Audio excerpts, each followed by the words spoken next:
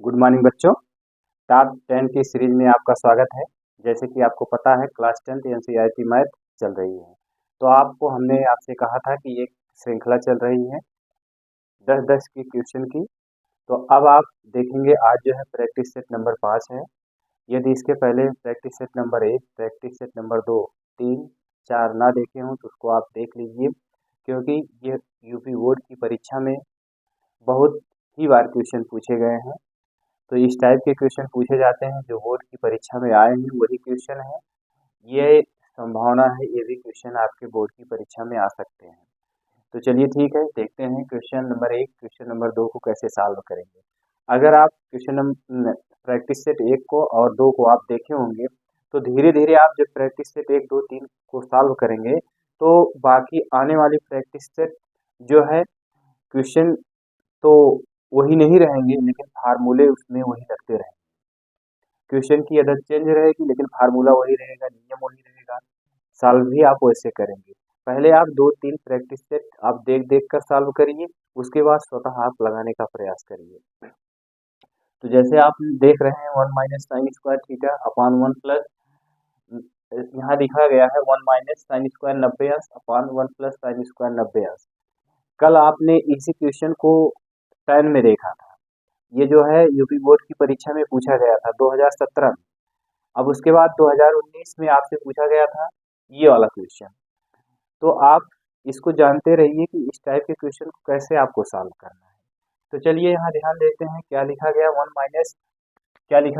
Minus sine square 90 अंश, 1 minus sine square 90 अंश अपान कितना लिखा गया 1 प्लस साइन स्क्वायर 90 अंश, यही लिखा गया है।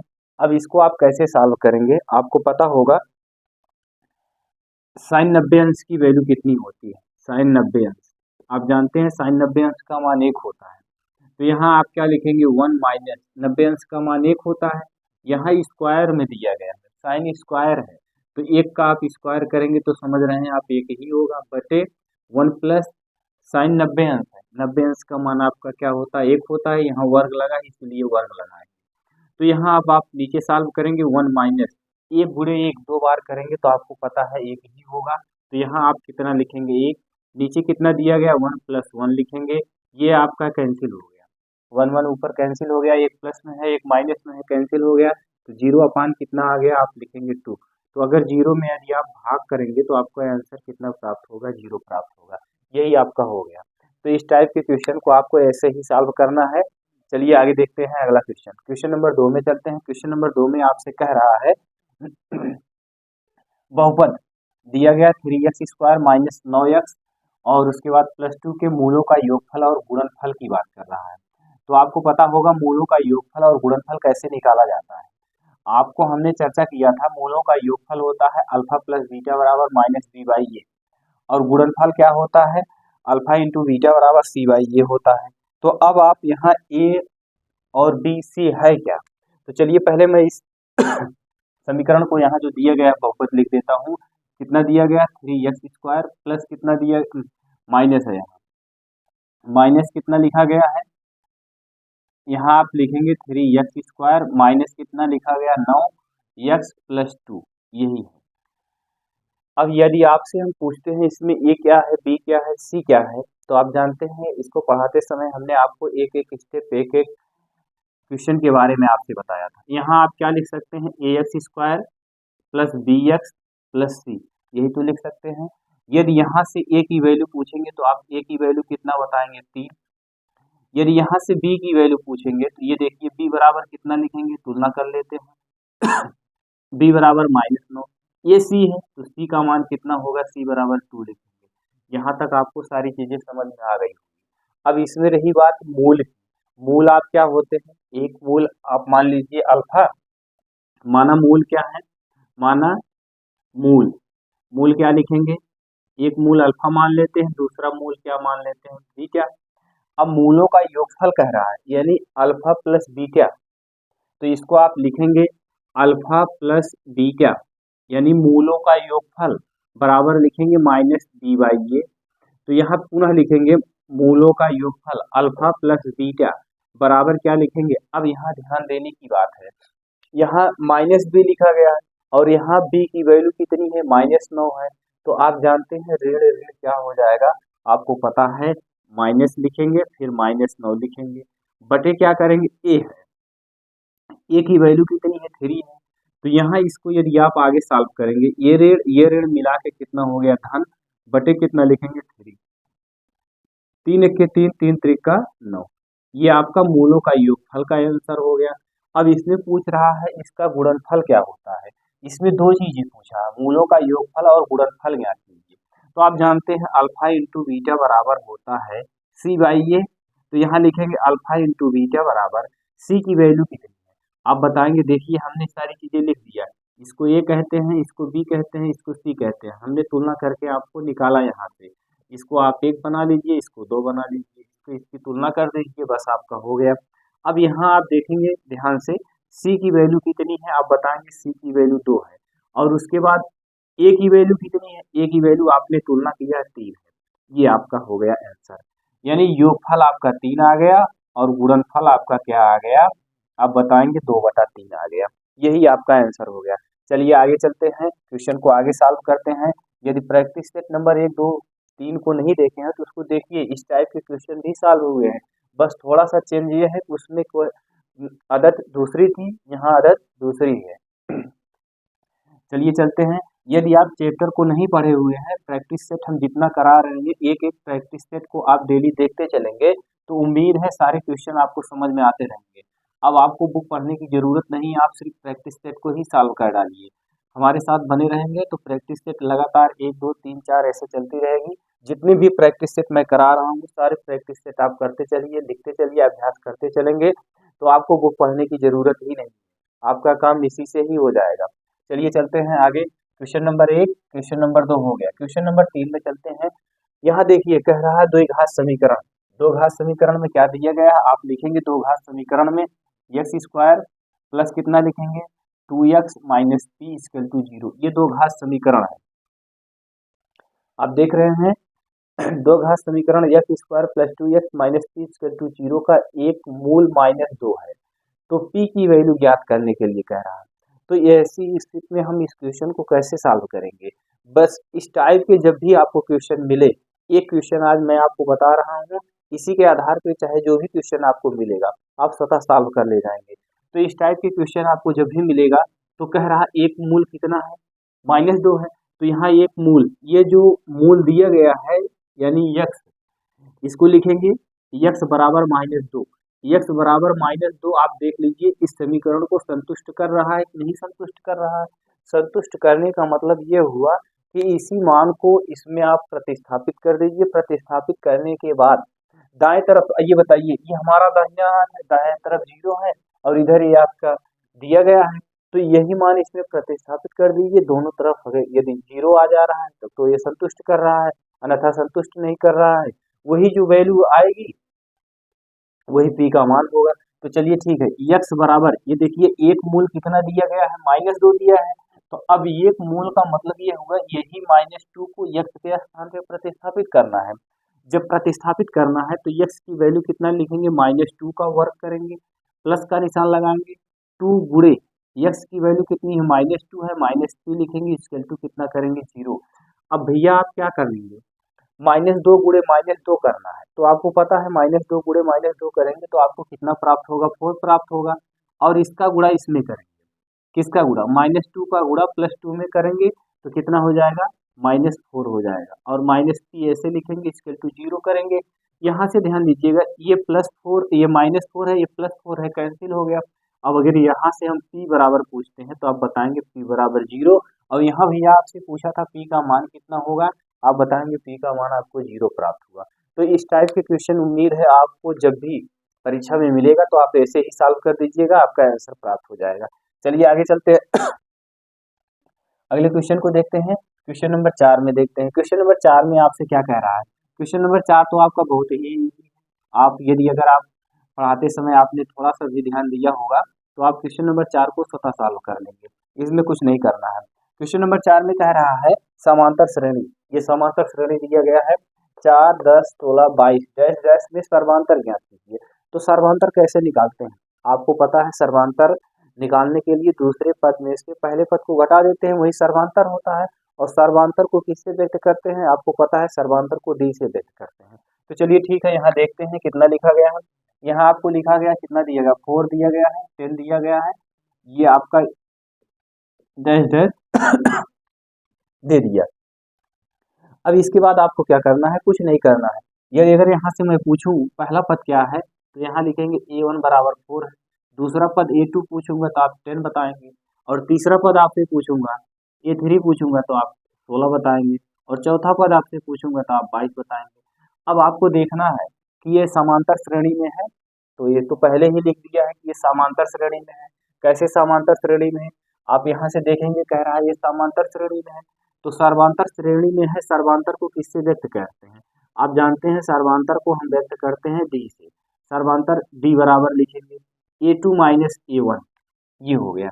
यहाँ डी बराबर ऐसे लिखते चलेंगे। a2 की वैल्यू क्या है, आप बताएंगे a2 की वैल्यू कितनी है, 10 है, तो a2 के स्थान पे 10 लिख दीजिए, माइनस a1 की वैल्यू कितनी है, आप बताएंगे a1 की वैल्यू आपकी 4 है, तो यहाँ कितना लिखेंगे 4। डी बराबर कितना लिखेंगे 6, डी की वैल्यू कितनी हो गई, आप बताएंगे 6 है। अब इसी तरह से यदि आप चेक करना चाहते हैं तो आप ये बताइए, यहाँ दूसरे पद में से पहले पद को घटाया कितना आ गया, 6 आ गया। अब इसी तरह से आगे अगर चेक करना चाहते हैं तो 16 में से आपको 10 को घटा दीजिए, 16 में से 10 घटाएंगे तो आपको कितना प्राप्त होगा, आप तब भी 6 पाएंगे।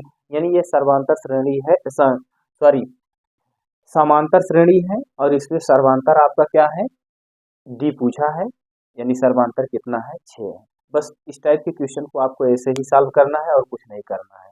श्रेणी को चेक कर लीजिए, श्रेणी को चेक करने के बाद आप दूसरे पद में से पहले पद को हटा दीजिए, बस सर्वांतर आपको पता चल गया। चलिए आगे चलते हैं, अगला क्वेश्चन देखते हैं।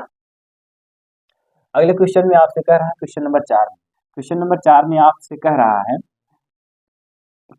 समांतर श्रेणी दो दिया है, कितना है, 21 है, 18 है, 15 है।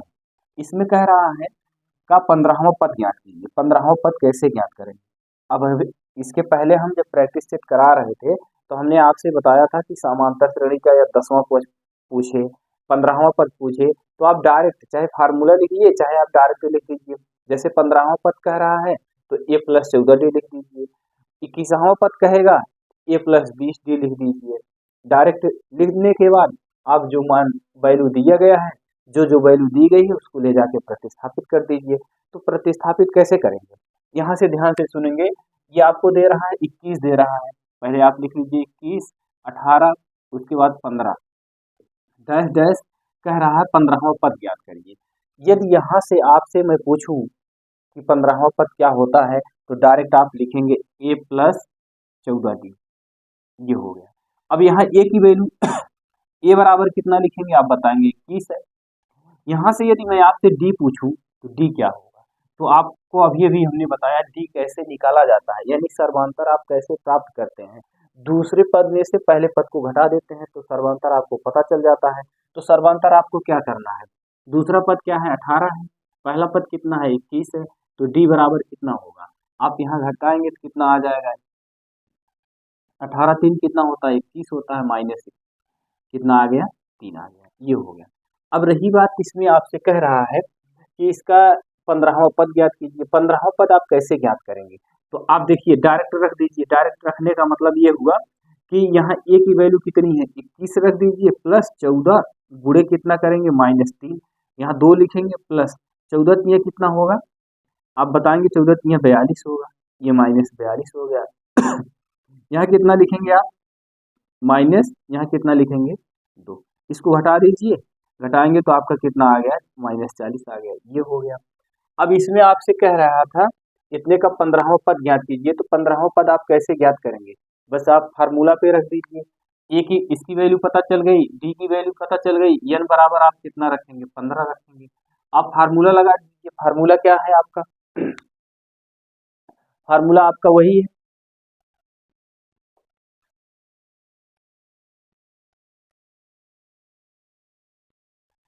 चलिए अब फार्मूला आपका क्या है, फार्मूला आप लिखते हैं Tn = a + n-1 d, यही फार्मूला होता है।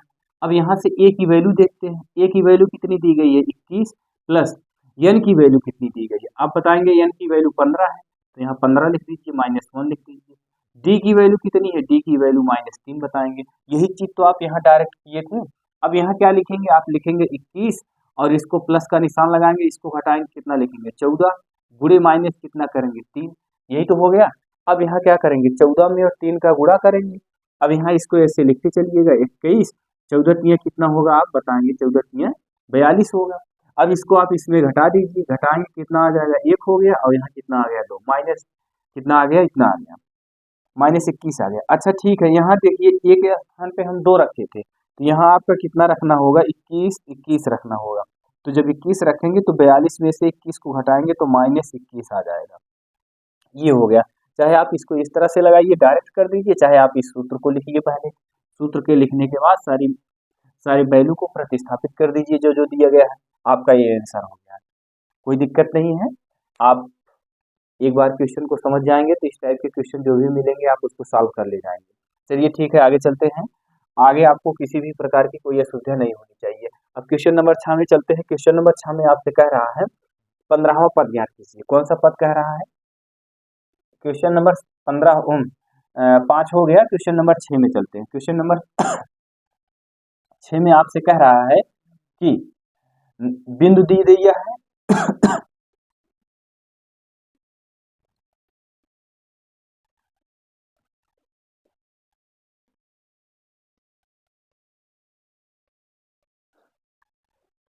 अब क्वेश्चन नंबर 6 में चलते हैं। कह रहा बिंदु, आपके बिंदु दे दिए गए। बिंदु कितना दिया गया है, 4,0 और 0,x के बीच की दूरी 5 मात्रक हो तो x का मान ज्ञात कीजिए। यही तो है। अब आपको इसके पहले के वीडियो में हमने जो सॉल्व कराया था, तो 2 बिंदु दिए रहते थे, उन दोनों बिंदुओं के बीच की दूरी ज्ञात करनी होती थी। ये वीडियो को आप देखे होंगे इसके पहले के प्रैक्टिस सेट में, तो आपने देखा होगा 2 बिंदु दिए रहते थे, उन दोनों बिंदुओं के बीच की दूरी ज्ञात करनी होती थी। लेकिन आज तो उन दोनों बिंदुओं के बीच की दूरी दे दी, x का मान ज्ञात करने के लिए कह रहा है। तो देखिए, पहले हमने इसके पहले आपको बताया था, एक बिंदु यहाँ लेते हैं, एक बिंदु यहाँ लेते हैं, ये 2 बिंदु हो गए। इस बिंदु का नाम ए लिखते हैं, इस बिंदु का नाम क्या लिखते हैं, बी लिखते हैं। अब आज तक हमने प्रैक्टिस सेट में यही ज्ञात किया था, इसके इसके बीच की दूरी ज्ञात किया था। यहाँ निर्देशांक दिए रहते थे, यहाँ निर्देशांक दिए रहते थे, तो आज भी वही निर्देशांक दिए गए हैं। कितना लिखा गया, 4,0 और कितना लिखा गया, 0,x, यही लिखा गया। आज इनके बीच की दूरी आपको 5 दे दिया है। कितना दिया है, 5 दे दिया है। इनके ए और बी के बीच की दूरी 5 दे दिया। जब ए और बी के बीच की दूरी 5 दे दिया, तो दूरी का फार्मूला क्या होता है, तो आपको पता है सारी चीजें। ये x1 है, ये y1 है, ये x2 है, ये y2 है। तो मैं यहाँ लिख देता हूँ इसको x1 y1 x2 y2। अगर आप यहाँ लिखना चाहते हैं तो x1 बराबर 4 लिखेंगे, y1 बराबर 0 रखेंगे, x2 बराबर कितना रखेंगे 0, और y2 बराबर कितना रखेंगे आप, x रखेंगे। अब दूरी का सूत्र क्या होता है, यहाँ लिखेंगे दूरी बराबर आप लिखते हैं रूट में। फार्मूला आप ध्यान दीजिएगा, x2 माइनस x1 का होल वर्ग प्लस y2 माइनस y1 का होल वर्ग, यही तो होता है फार्मूला। आप फार्मूले से पढ़े हुए, कोई दिक्कत नहीं होना चाहिए। अब देखिए, मान को प्रतिस्थापित करिए, दूरी कितना दिया गया है, ए और बी के बीच की दूरी कितना दिया है, आप बताएंगे ए और बी की दूरी 5 दिया गया है। फिर यहाँ रूट को इसको ऐसे लगाते ही चलेंगे। x2 की वैल्यू कितनी दी गई है, x2 की वैल्यू आप 0 बताएंगे, माइनस x1 की वैल्यू कितनी दी गई है, आप बताएंगे x1 की वैल्यू 4 है, इसका वर्क कर देंगे, प्लस y2 की वैल्यू कितनी है, तो यहाँ ध्यान दीजिएगा y2 की वैल्यू x है कि नहीं है, y2 की वैल्यू x है, तो यहाँ x लिखते हैं, माइनस y1 का मान क्या है, y1 का मान आप आएंगे देखेंगे तो 0 है, यहाँ 0 का वर्क कर देंगे। अब यहाँ 5 को ऐसे लिख लीजिए। अब यहाँ 0 में से 4 को घटाएंगे तो आपको -4 ही प्राप्त होगा, -4 का वर्क करते हैं, प्लस x में से 0 को घटाएंगे x ही प्राप्त होगा। ये सब सारी चीजें आपको पता है, तो यहाँ x स्क्वायर लिखेंगे, रूट को ऐसे कर दीजिए। यहाँ तक आपको किसी भी प्रकार की कोई असुविधा आपको नहीं हुई होगी। अब आपको क्या कर रहा है, आप इसका मान ज्ञात कीजिए। अब ज्ञात करेंगे कैसे, अब लिखेंगे दोनों पक्षों का वर्ग करने पर। यहाँ एक मिनट और थोड़ा सा इसको बढ़ा देते हैं, यहाँ 5 को ऐसे लिखेंगे रूट में, 4 गुणे 4 करेंगे कितना होगा आप बताएंगे 16 होगा प्लस एक्स स्क्वायर होगा। अब लिखेंगे दोनों पक्षों का वर्ग करने पर, दोनों पक्षों का वर्ग करने पर जब दोनों पक्षों का वर्ग करेंगे तो यहाँ कितना हो जाएगा आप लिखेंगे 5 गुणे 5, 5 पचे 25 होगा, ये रूट हट जाएगा, यहाँ लिखेंगे 16 प्लस एक्स स्क्वायर। यहाँ आप लिखिएगा 25 और इस 16 को इधर लाएंगे -16 होगा, इक्वल टू यहाँ एक्स स्क्वायर लिखेंगे। अब 25 में से 16 को घटाएंगे तो आपको पता है कितना आएगा 9 आएगा, यहाँ स्क्वायर हो गया। यक्स बराबर कितना लिखेंगे रूट में 9 लिखेंगे, यक्स बराबर कितना लिखेंगे 3, ये आपकी वैल्यू हो गई। यक्स का मान कितना आ गया आप बताएंगे, यक्स का मान कितना प्राप्त हो गया 3 प्राप्त हो गया। यदि इसके पहले की वीडियो आप न देखे हो तो उसको जरूर देखिएगा, क्योंकि दूरी का फार्मूला हमें लगता है प्रैक्टिस सेट 1 से ही करा रहे हैं, दूरी का फार्मूला मिल रहा है, लेकिन उसमें होता क्या था ए और बी के बीच की दूरी निकाली जाती थी, लेकिन आज क्या हुआ ए बी के बीच की दूरी दे दिया, निर्देशांक भी दे दिया, यक्स का मान याद करने के लिए कह दिया। तो यक्स का मान आप कैसे प्राप्त किए, वही दूरी का फार्मूला लगाए, आपको यक्स की वैल्यू प्राप्त हो गई। तो आपको ऐसे ही सॉल्व करना है, कहीं भी किसी भी प्रकार की कोई भी समस्या हो तो उसको आप कमेंट करिएगा। तो चलिए ठीक है आगे चलते हैं, ये क्वेश्चन नंबर 6 हो गया। क्वेश्चन नंबर 7 में चलते हैं। क्वेश्चन नंबर 7 में आपसे क्या कह रहा है, क्वेश्चन नंबर 7 आप देखेंगे, आप क्वेश्चन नंबर 7 ये ऊंचाई दूरी से संबंधित क्वेश्चन है। तो इस टाइप के क्वेश्चन आप बहुत सारे क्वेश्चन को सॉल्व किए होंगे, जरा इस क्वेश्चन को जरा लगा के आप कमेंट करिए इसमें उत्तर कितना आएगा, उम्मीद है आप कमेंट कर रहे होंगे। चलिए ठीक है आगे देखते हैं, बात को सुनेंगे। कह रहा है जमीन पर मीनार से 30 मीटर की दूरी पर स्थित एक बिंदु से मीनार के शिखर का उन्नयन कोण 30 अंश है, मीनार की ऊंचाई ज्ञात कीजिए। आप जान रहे हैं जमीन है, जमीन पर एक मीनार खड़ी है और मीनार से कह रहा है 30 सेंटीमीटर की दूरी पर, मीनार से 30 सेंटीमीटर की दूरी पर जो है, मीनार से 30 सेंटीमीटर दूर जाते हैं। तो जब 30 सेंटीमीटर दूर जाते हैं तो जहाँ 30 सेंटीमीटर पूरा होता है वहीं से हम खड़े होकर मीनार को देखते हैं। जब मीनार को देखते हैं तो वहां से कितने अंश का कोण बन रहा है आप बताएंगे, वहां से 30 अंश का कोण बन रहा है। जब 30 अंश का कोण बन रहा है तो कह रहा है मीनार की ऊंचाई ज्ञात करिए। अब अगर हमारे बोलने से आपको ना समझ में आया हो तो ध्यान दीजिएगा, जैसे आप कहते हैं क्या है एक मीनार, ये एक मीनार हो गई। अब मीनार से कह रहा है 30 सेंटीमीटर दूर, अब यहीं से 30 सेंटीमीटर दूर चले आए हम, 30 सेंटीमीटर दूर चले आने के बाद कह रहा है यहीं से हम मीनार के शिखर को देखते हैं। क्या देखते हैं, मीनार के शिखर को देखते हैं, यानी मीनार की चोटी को देखते हैं। जब यहाँ हम खड़े होते हैं तो यहाँ से इसे देखते हैं, ये कितने अंश का कोण बन रहा है आप बताएंगे, ये 30 अंश का कोण बन रहा है। यही ऊंचाई आपको ज्ञात करने के लिए कह रहा है, यहाँ ए लिखेंगे, यहाँ बी लिखेंगे, यहाँ सी लिखेंगे। ध्यान दीजिए, कह रहा जमीन पर मीनार से 30 सेंटीमीटर की दूरी पर, ये मीनार है, मीनार से 30 सेंटीमीटर की दूरी हम चले आए यहाँ से यहाँ तक, दूरी पर स्थित एक बिंदु से, एक बिंदु ए हो गया। फिर कह रहा है एक मीनार के शिखर का, यहीं से मीनार के शिखर को हम देखते हैं, उन्नयन कोण 30 अंश, ये देखिए 30 अंश लिखिए। तो मीनार की ऊंचाई याद कीजिए, यही मीनार की ऊंचाई पूछ रहा है। यदि यहाँ से हम पूछते हैं बीसी क्या है तो आप बताएंगे एच है, और ये क्या है बीसी क्या है, एच है, इसी को क्या कहते हैं मीनार, ये क्या है मीनार है। अब इसके बाद ए बी कितना है, ए बी बराबर क्या है, मीनार से 30 सेंटीमीटर की दूरी पर एक बिंदु है, ये बिंदु हो गया। अब इसी बिंदु से मीनार के शिखर को देखते हैं, शिखर क्या है एसी है, ये एसी है। अब इसको तो आपको कुछ करना है नहीं, इससे एसी से लेना देना नहीं, आप इसमें किसका उपयोग करेंगे, यहाँ आप लिखेंगे tan थीटा। tan थीटा बराबर होता क्या है आप बताएंगे, लंब बटा आधार होता है, लंब बटा आधार होता है। यदि यहाँ हम थीटा पूछते हैं तो थीटा कितना है तो आप बताएंगे थीटा 30 अंश है, यही जो कोण बन रहा है यही थीटा है। यहाँ tan लिखेंगे 30 अंश, थीटा के स्थान पे 30 अंश। लंब की वैल्यू कितनी है, लंब आप लिखेंगे BC है, आधार कितना है आप लिखेंगे AB। यहाँ तक आपको समझ में आ रहा होगा। tan 30 अंश का मान कितना होता है आप बताएंगे 1/√3 होता है। अब इसके बाद BC का मान कितना है आप बताएंगे BC एच है, यही ऊंचाई आपसे पूछ रहा है। आधार कितना दिया गया है आप लिखेंगे 30 दिया गया है। अब देखिए इस √3 का गुणा एच में कर, तो यहाँ कितना लिखेंगे एच √3 इक्वल टू इसका गुणा इसमें करेंगे कितना होगा 30। यहाँ तक आपको किसी भी प्रकार की कोई समस्या उत्पन्न नहीं हुई। अब यहाँ आगे चलते हैं, यच बराबर क्या लिखेंगे, 30 बटा कितना लिखेंगे, √3, ये हो गया।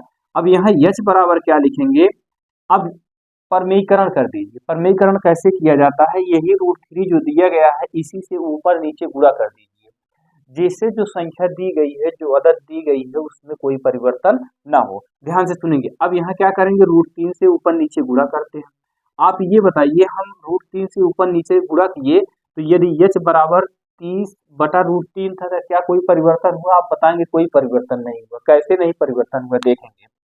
इसको हटा देते हैं, √3 नीचे है, √3 ऊपर है, दोनों कैंसिल हो गया। जो आपका पहले दिया था मूल वही प्राप्त है पहले से, उसमें कोई दिक्कत नहीं है। अगर हम गुणा कर देते हैं तो इसकी वैल्यू क्या हो जाएगी, तो देखिए इसका गुणा इसमें करेंगे, 30 √3 हो गया, √3 गुणे √3 करेंगे तो आपको पता है रूट में 9 प्राप्त होगा, और 9 का वर्गमूल कितना होता है, आप बताएंगे 3 होता है। तो यहाँ डायरेक्ट आप कितना लिख देंगे, 3 लिख देंगे। तो h बराबर आप कितना लिखेंगे, यहाँ आप लिखेंगे क्या, h बराबर, h चाहे आप छोटे में लिखिए चाहे बड़े में लिखिए, कोई दिक्कत नहीं है। h बराबर, इसको काट दीजिए, 10√3 मीटर, यही हो गई ऊंचाई इसकी। उम्मीद है आपको कहीं भी किसी भी प्रकार की कोई असुविधा आपको नहीं हुई होगी। ये ऊंचाई दूरी से संबंधित सवाल थे। इस टाइप के क्वेश्चन बहुत पूछे जाते हैं। आप इसको अगर प्रैक्टिस सेट में एक एक करके प्रैक्टिस सेट सॉल्व करते चलेंगे तो आपको कहीं भी किसी भी प्रकार की कोई समस्या उत्पन्न नहीं होगी। चलिए ठीक है, आगे चलते हैं। ये आपका कितना हो गया, क्वेश्चन नंबर 7 है। अब क्वेश्चन नंबर 8 की बारी आती है। क्वेश्चन नंबर 8 में क्या कह रहा है, क्वेश्चन नंबर 8 को जरा देखिए, उसमें क्या करना है। आप क्वेश्चन नंबर 8 को आप पढ़ेंगे, जरा एक बार आप उसको पढ़ के कमेंट करते रहिए कितना आ रहा है। तो चलिए हम आपको बता ही रहे हैं। क्वेश्चन नंबर 8 में आपसे कह रहा है, क्वेश्चन नंबर 8 में आपसे कह रहा है कि क्या दिया गया है, कह रहा है दो वृत्तों के व्यासों का अनुपात 4:9 है, वृत्तों की परिधियों का अनुपात ज्ञात कीजिए। पहले सर्वप्रथम यहाँ देखेंगे, एक वृत्त ये बना लेते हैं छोटा सा, एक वृत्त ये बना लेते हैं, ये दोनों वृत्त हैं। ये वृत्त ये मान लेते हैं, इसको बी मान लेते हैं। अब पहले वृत्त का व्यास कितना दे रहा है, इसका व्यास यहाँ ये व्यास कितना दे रहा है, 4 दे रहा है, और इस वृत्त का व्यास कितना दे रहा है, 9 दे रहा है। यहाँ तक तो समझ में आ गया। पहले वृत्त का व्यास कितना दिया गया, 4, दूसरे वृत्त का व्यास 9 दिया गया है। कह रहा है इनके परिधों का अनुपात ज्ञात कीजिए। अगर हम आपसे पूछते हैं परिध बराबर क्या होता है, तो आप बताएंगे परिध बराबर होता है 2πr। वृत्त की परिधि क्या होती है, 2πr ही तो होती है।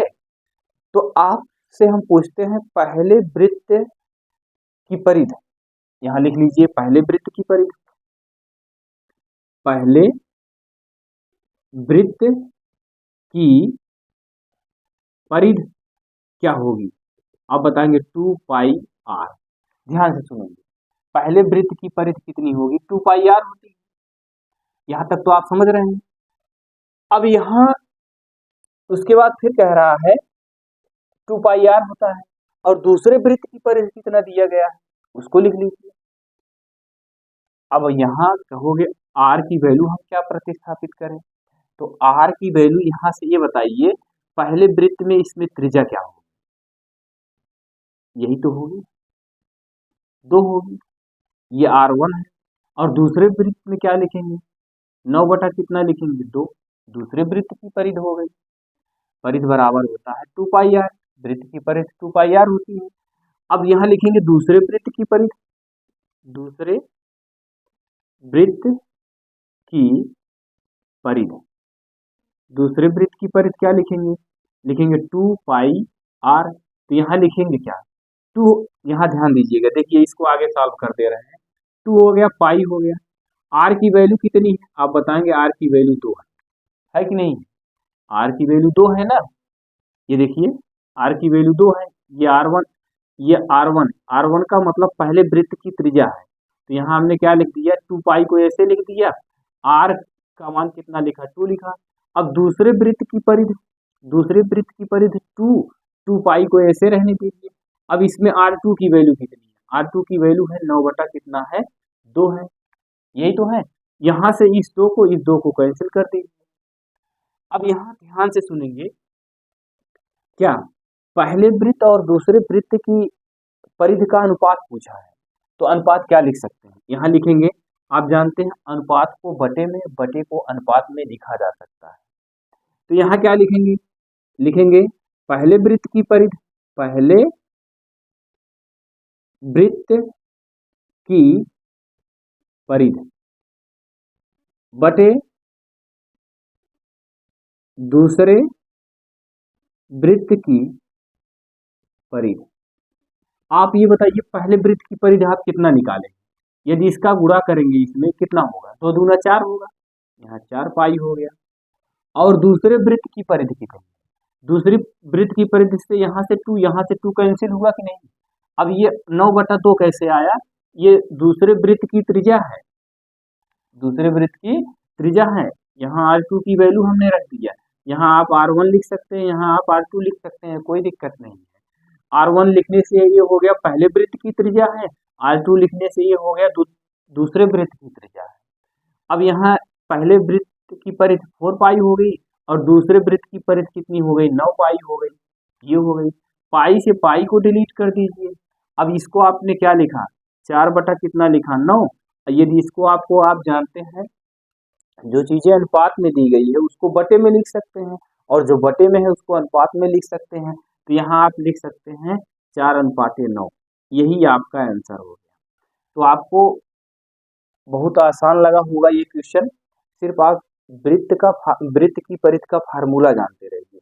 2 वृत्त की बात किया, एक बार पुनः समझ लेते हैं, इस टाइप के भी क्वेश्चन कई बार बोर्ड में पूछे गए हैं। ये क्या है, ये आपका दे रहा है प्रथम वृत्त है, ये द्वितीय वृत्त है। पहले वृत्त की त्रिज्या कितनी है, 2। पहले वृत्त का व्यास कितना है, 4। जब पहले वृत्त का व्यास 4 है तो त्रिज्या कितनी होगी, 2 होगी। अब दूसरे वृत्त का व्यास 9 दिया गया, इसकी त्रिज्या कितनी होगी, 9/2 होगी। तो पहले वृत्त यहाँ लिखा गया, पहले वृत्त की परिधि 2 पाई r, 2 पाई r1, तो यहाँ 2 लिखा गया, पाई लिखा गया, r की वैल्यू 2 लिखी गई। अब दूसरे वृत्त की परिधि 2 पाई r2, 2 पाई और r2 की वैल्यू कितनी है, 9/2 है, 2 से 2 कैंसिल हो गया, यहाँ आ गया 9 पाई आ गया। और यहाँ अनुपात पूछा था तो हमने लिखा पहले वृत्त की परिधि बटे दूसरे वृत्त की परिधि। तो पहले वृत्त की परिधि आपने कितना लिखा, 2 दूना 4 हुआ, तो ये 4 लिख दिया। ये देखिए यहाँ लिखा 4 पाई लिख दिया। दूसरे वृत्त का 9 पाई लिख दिया, पाई से पाई कैंसिल हो गया। अब यहाँ बचा 4/9 बचा, 4/9 को यहाँ लिखा। आप जानते हैं बटे को अनुपात में लिख सकते हैं, तो 4:9, यही आपका आंसर हो गया। तो उम्मीद है आपको समझ में आया होगा, कहीं भी किसी प्रकार की कोई असुविधा आपको नहीं हुई होगी। चलिए आगे चलते हैं, क्वेश्चन नंबर 9 में चलते हैं। क्वेश्चन नंबर 9 में आपसे क्या कह रहा है, क्वेश्चन नंबर 9 में आपसे कह रहा है कि माध्यिका ज्ञात करनी है। अब देखिए अब तक आपने क्वेश्चन प्रैक्टिस सेट 1, 2, 3, 4 में आपने बहुलक से संबंधित सवाल को सॉल्व किया, बहुलक ज्ञात करना होता था, लेकिन बहुलक के साथ साथ उसमें आपने आंकड़ों की माध्यिका भी ज्ञात किया। आंकड़ों की माध्यिका सम है, विषम है, फार्मूला हमने बताया, ये भी आप सॉल्व किए। अगर लगातार प्रैक्टिस सेट आप देख रहे हैं तो एक के बाद एक क्वेश्चन लेवल पहले थोड़ा इजी था, उसके बाद थोड़ा हार्ड होते हुए चल रहे हैं। तो आप इसको क्रम से देखते चलेंगे तो आपको बहुत बढ़िया से समझ में आएगा।